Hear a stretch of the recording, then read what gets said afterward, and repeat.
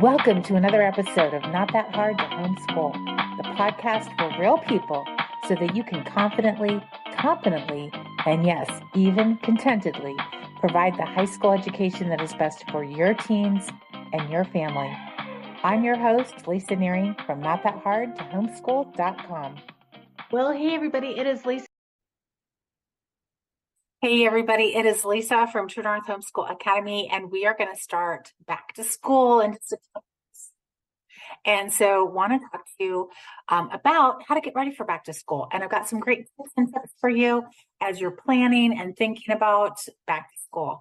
I know a lot of you guys are still at the pool and you're traveling and doing the vacation thing, but it doesn't help. It doesn't hurt to start planning ahead a little bit. So want to just bring up a couple ideas that might help you really set the stage for a super successful school year. In the homeschool world, it's just everybody says do whatever you want. And that's true. There's so much freedom in the homeschool community. That's one of the things I loved and enjoyed about homeschooling myself. Again, 30-year homeschool vet here.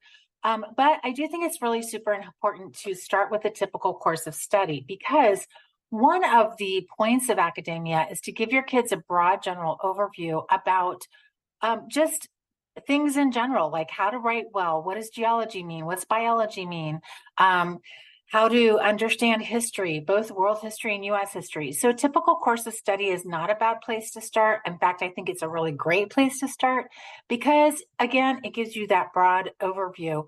And then tweaking it to make it fit for your family, your goals, what you have available to you is just the beauty of homeschooling.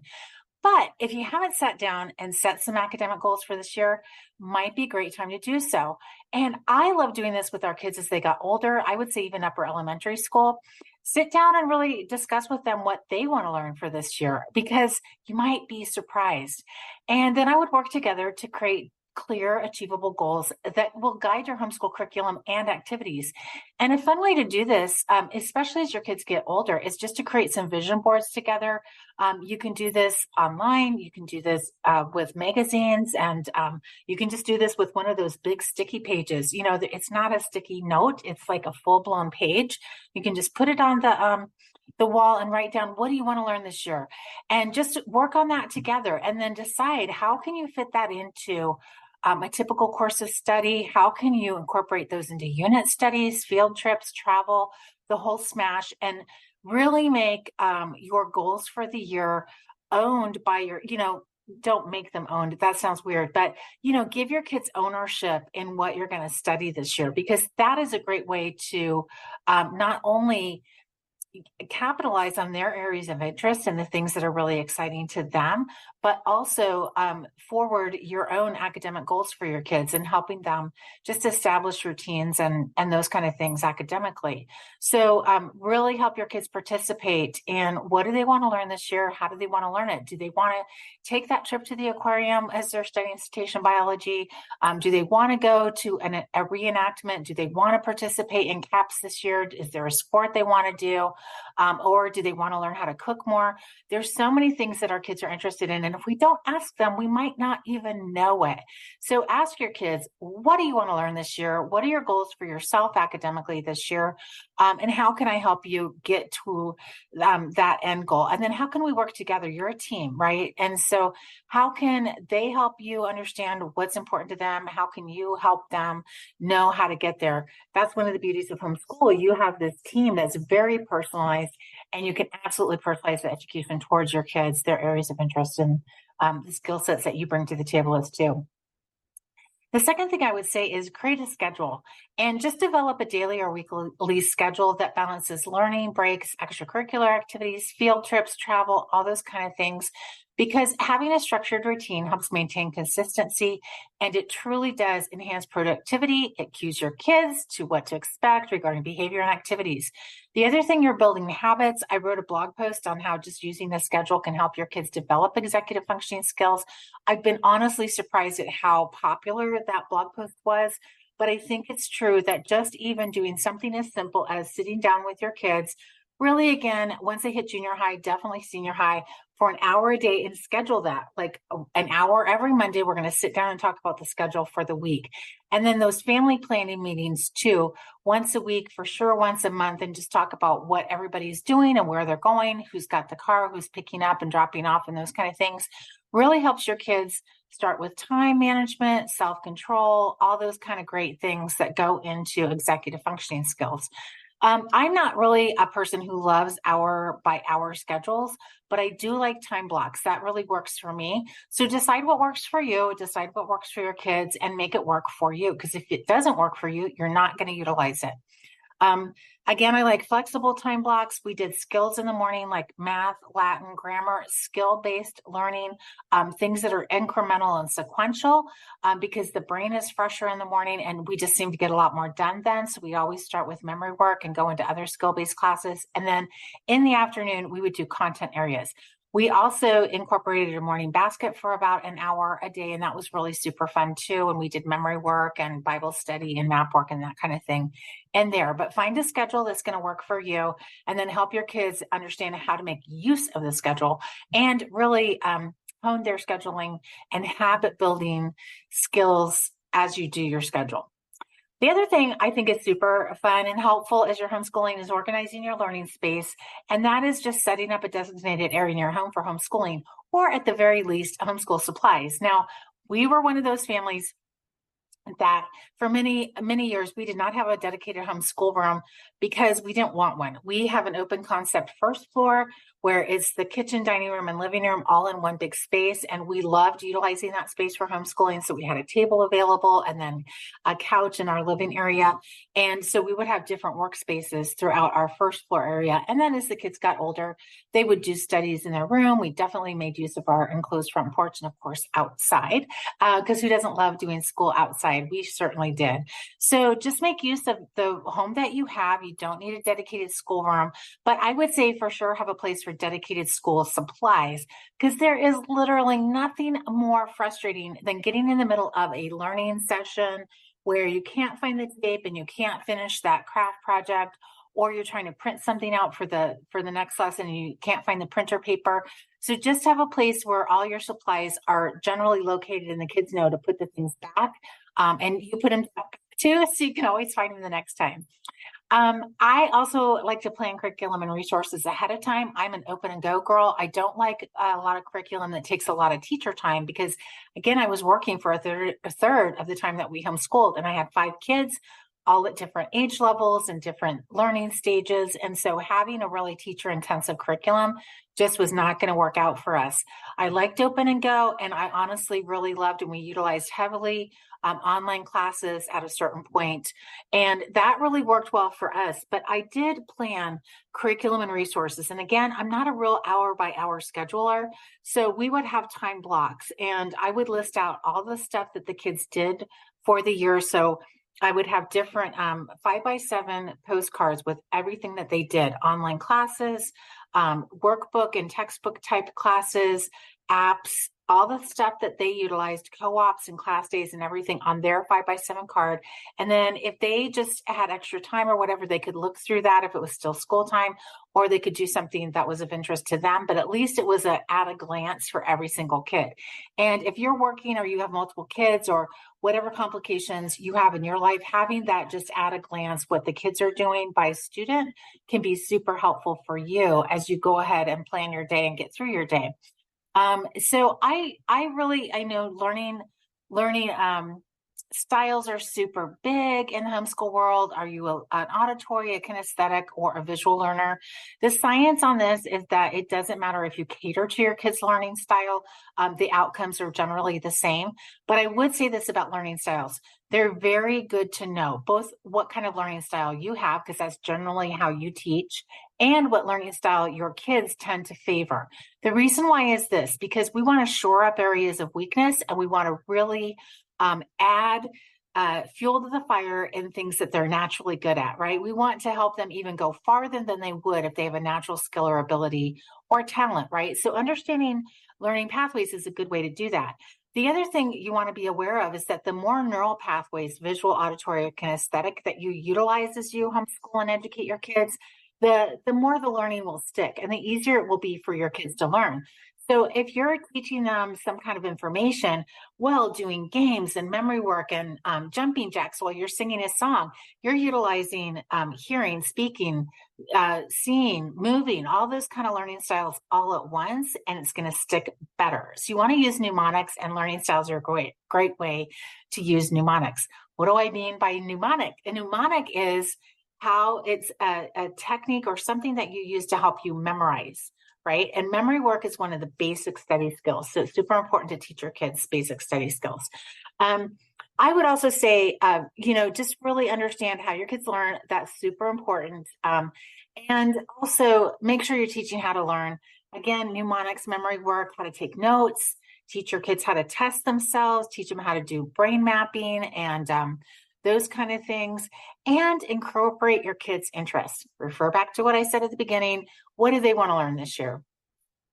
Change up how your kids will be learning and consider incorporating a mix of textbooks, online classes, apps, hands-on activities, co-ops, class days, the whole bit. I mean, there has literally never been a better time to homeschool than right now. We have so many resources available to us, so many free things, so many more things as groups in person, because it's just more socially acceptable than ever before to homeschool. So make use of all those kind of things. If you have the time and the energy and the resources, definitely do. Now, don't tap yourself out thinking you have to do all of it, because the deal is you don't have to do any of it. You can do the one thing that works. You can be boring. That's okay. Everything doesn't have to be fun for your kids. Okay. If you're working full time and you've got a baby and all the things, or somebody's sick or whatever it is, you can make it very simple, plain Jane, and still be a very effective educator. Okay. So it is great when we have fun. Everybody loves to have fun, right? That's the whole point of fun. But you don't have to make every educational activity or interaction with your kids fun. They can still learn. Okay. I want to just take some pressure off you as you're homeschooling. So the other thing I would say is gather your supplies, make sure that you've got the paper and the tape and the pencils and the glue and everything. Now is a great time to get them. Composition notebooks and 3-ring binders. I always stock up because I use them myself. I still use them. Note taking by hand is one of the best ways to remember things. And so we would always stock up when everything was on sale.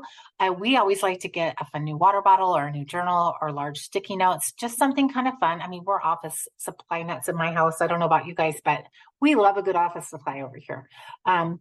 And then I would just say, just check on your homeschool state regulations, because they're all changing. I know in my state, in Ohio this year, they all changed. So familiarize yourself with any legal requirements in your area, and then just be aware of things that have changed. Generally, they're changing in favor of homeschooling, but you want to just be aware of what's happening. And then don't forget to connect with other local homeschoolers. I know our Facebook pages are where a lot of people are connecting with homeschoolers in our area, at least. But there's, the library is a great way to find other homeschoolers. Joining local homeschool groups and co-ops is a great way to find out about class days and co-ops in your area, PE days or chess club, all those kind of things. We've been part of ballroom dancing, theater groups, politics, all because we've connected with local homeschool families and groups. And it's a great way to share experiences and find resources and get support. The other thing that's great about homeschool groups locally is that you can share and see each other's curriculum. And I know after a certain time, we didn't buy curriculum if I couldn't see it and touch it.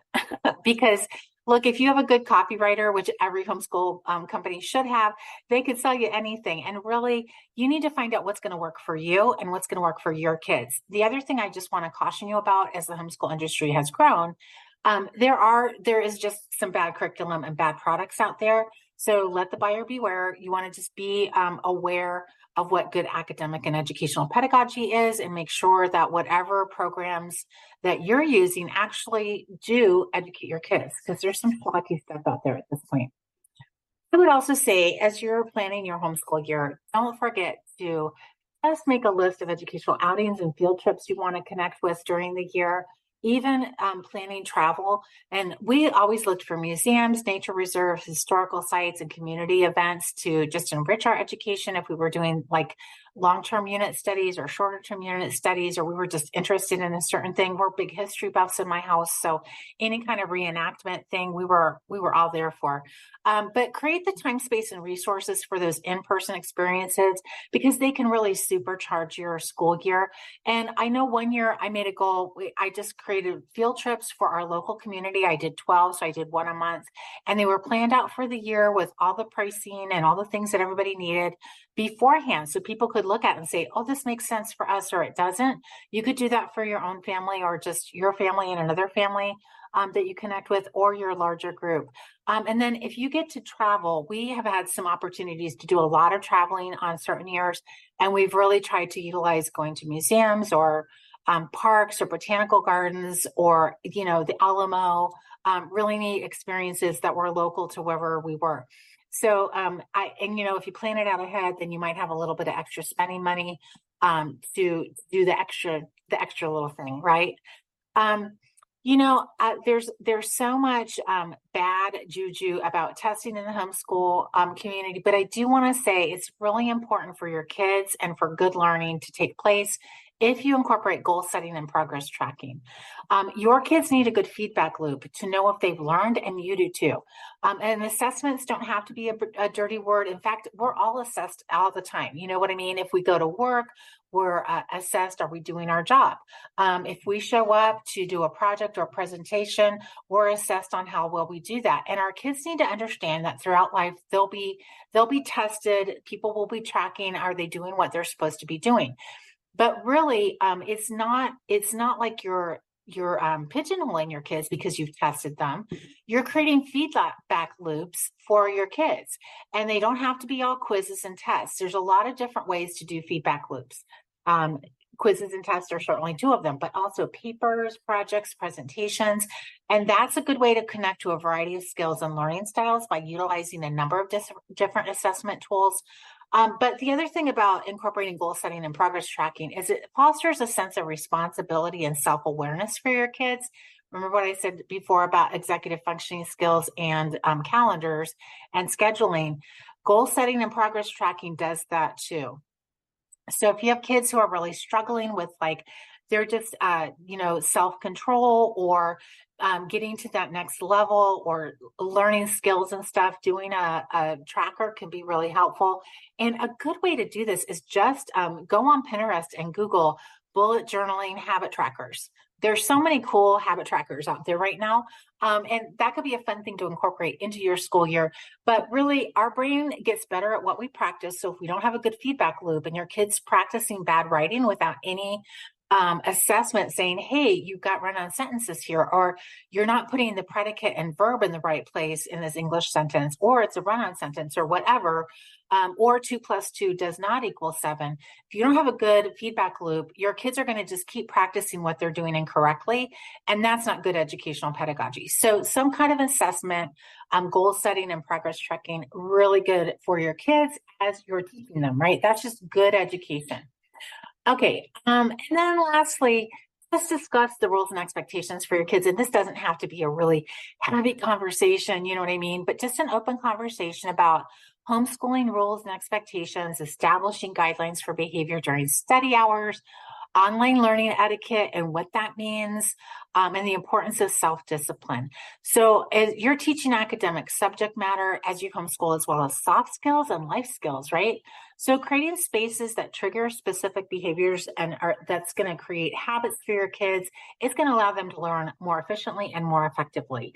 And by rules and regulations, I don't mean having a really draconian homeschool atmosphere. I mean, we certainly did. We homeschooled on the couch half the time. My kids were on the floor playing Legos while I did a lot of reading aloud to them.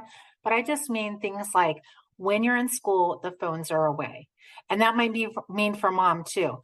Don't have them in the middle of the table because if the phone buzzes, then who gets the most attention? The phone does. So I would just say kind of rules like that. Like, do you go outside and play when you're in the middle of doing math together or whatever? Just basic expectations for your kids. so that they understand when you're doing school, there's just certain expectations. And maybe during certain times of the school day, the expectations are different than at others. So when we did our morning meeting or our morning basket, everybody was gathered at the table or in the living room with the basket, and we all worked together. That was just one of the expectations. Now, after that morning meeting, the younger kids could go and do some other things, but that's what I mean more by rules and expectations. If you want to get really formal with it and, make a list of our school rules or whatever, go for it. But I just think helping your kids understand what's going to happen when you start classes is going to be helpful to them. Again, those habits are so important for us as we're developing our executive functioning skills and remembering what's up. Homeschooling is so flexible. It's such a great personalized approach to education. So you can adjust any of this to make sense for your family. It's all about your unique family's needs and preferences. And so I just want to encourage you guys as you're starting the new school year, just enjoy the journey, like be enthusiastic, be curious and passionate together. Really foster that sense of becoming a self-directed learning. And we've talked about this before, helping your kids develop what it means to be an autodidact. And again, an autodidact is somebody who can learn without formal education.